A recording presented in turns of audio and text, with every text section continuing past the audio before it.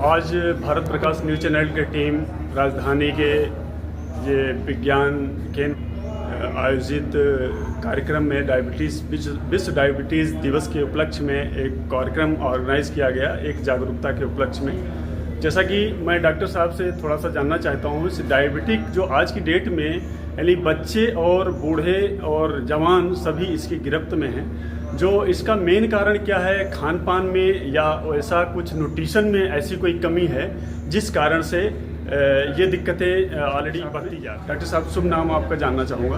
हाँ, मैं डॉक्टर अनुज महेश्वरी हूँ। जी। Research society for study of diabetes in India का मैं राष्ट्रीय अध्यक्ष हूँ। जी जी। और जो आपने सवाल किया वो बहुत उपयोगी है लोगों के लिए। जी। लेकिन उसके पहले एक इन्फॉर्मेशन जरूर ये देना चाहता हूँ कि 14 नवंबर यानी विश्व मधुमेह दिवस है। और ये विश्व मधुमेह दिवस हर साल हम लोग इसलिए आयोजित करते हैं जिससे ज़्यादा से ज़्यादा लोगों तक पहुंच करके उनको डायबिटीज़ के बारे में जागरूक कर सकें और डायबिटीज़ के प्रिवेंशन के लिए प्रेरित कर सकें, रोकथाम के लिए प्रेरित कर सकें। और इस बार की जो थीम है, जो कि हमें विश्व मधुमेह संगठन IDF इंटरनेशनल डायबिटीज़ फेडरेशन ने दी है, वो है डायबिटीज़ एंड वेलबींग। डायबिटीज़ यानी डायबिटीज़ के साथ आप प्रसन्न और स्वस्थ चित्त कैसे रहें।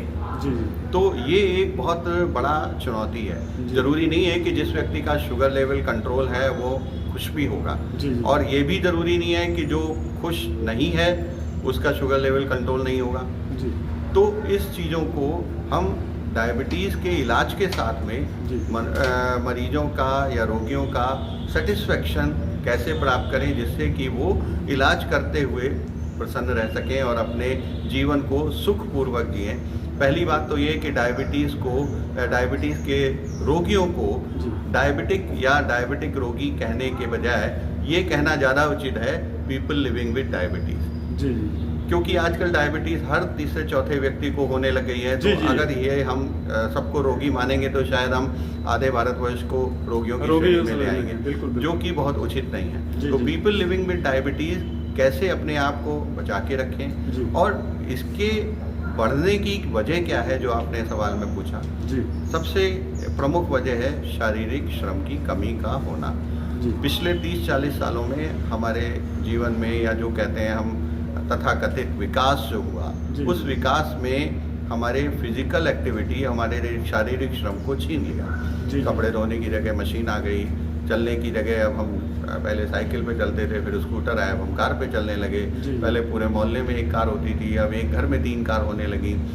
इससे ऑटोमोबाइल पॉल्यूशन भी बढ़ा, साथ में इससे हमारी शारीरिक क्षमता या शारीरिक जो क्रियाशीलता थी वो भी कम हो गई। हमारा डायबिटीज़ होने के लिए हम अधिक अनुकूल हो गए। जेनेटिकली हम पहले से ही डायबिटीज़ होने के लिए अनुकूल थे। दूसरा जो इम्पोर्टेंट फैक्टर है हमारा खान पान। भारत में जो खान पान है उसमें कार्बोहाइड्रेट की अधिकता होती है।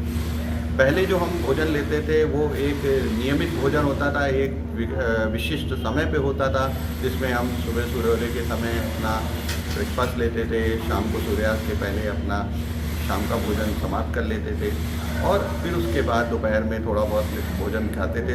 हमेशा नहीं खाते थे। 6-7 बजे के बाद, अंधेरा होने के बाद भोजन ना करने की प्रथा थी। यात्रा के दौरान भोजन ना करने की प्रथा थी, जिससे हम अनावश्यक कैलोरीज और अनावश्यक भोजन के उपयोग से बचे रहते थे, जिसके कारण भी डायबिटीज़ के अनुकूल होने के बावजूद भी हम डायबिटीज़ से पीड़ित नहीं होते थे।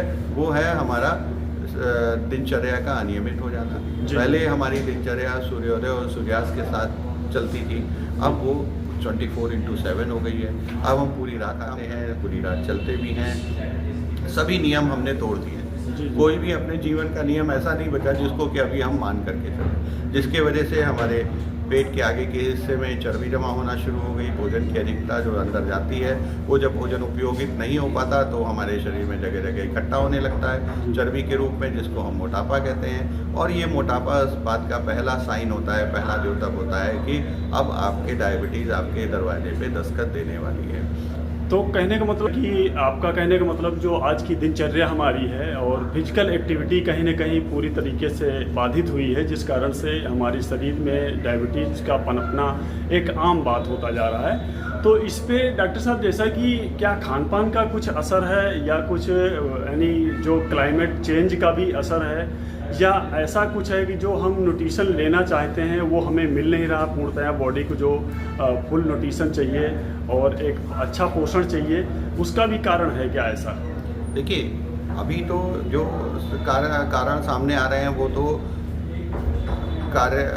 कैलोरी की अधिकता, जी, भोजन की अधिकता और उस भोजन का इस्तेमाल ना कर पाना। जी जी, भोजन हम खाते हैं, अब आजकल जो भोजन उपलब्ध हो गया खासतौर से जो पैक्ड फूड है, डिब्बाबंद फूड है, उसमें कैलोरी और उसमें नमक दोनों ही बहुत अधिक होता है।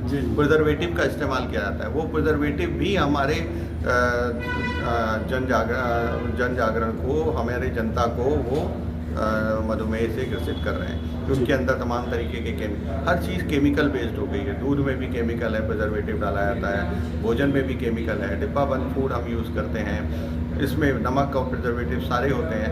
ये सब चीज़ें, इसके अलावा जो बहुत ज़्यादा प्रचलन हो गया कोका कोला जैसी चीज़ों का पीने का, या और इस तरह की जो कोल्ड ड्रिंक्स हम लोग पीते हैं, जो आर्टिफिशियल कोल्ड ड्रिंक होती है। पहले हम लोग घर में नींबू पानी बना के पीते थे, अब हमको स्प्राइट लेना होता है, अब हमको कोक लेना होता है।